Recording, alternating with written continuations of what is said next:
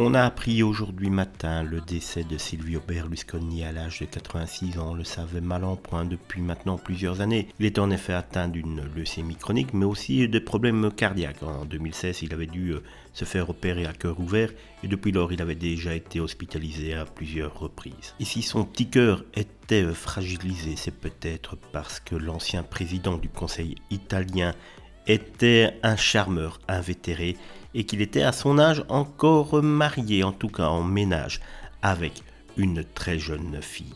En effet, en 2020, il avait annoncé sa séparation avec sa compagne Francesca Pasquale. L'homme politique avait annoncé qu'il l'avait quittée pour Marta Fascina, une parlementaire italienne de, tenez-vous bien, 53 ans, sa cadette. La bombe blonde qui a partagé jusqu'au dernier jour la vie du Cavaliere se nomme donc Marta Fascina. La jeune femme mannequin et parlementaire de 33 ans est originaire de la ville de Melito di Portosalvo en Calabre et travaillait aux côtés de son célèbre compagnon au sein du parti politique Forza Italia.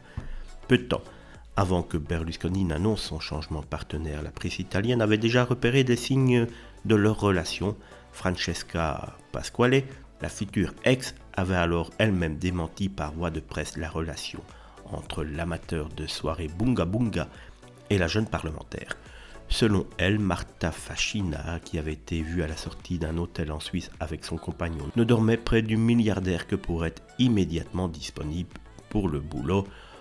On espère qu'elle n'y croyait quand même pas trop. Cette théorie, bien que séduisante, avait pris un coup de fatal en effet avec la révélation de cette nouvelle histoire d'amour. Silvio Berlusconi, déjà 2 fois divorcé, avait rencontré Francesca alors qu'elle avait créé un fan club à sa gloire, réussissant sans doute ce qu'elle voulait, c'est-à-dire attirer l'attention de Silvio Berlusconi. Aujourd'hui, elle devient donc sa dernière compagne et sans doute qu'elle est à l'abri pour le restant de ses jours. On ne va tout de même pas faire semblant d'y croire à leur amour.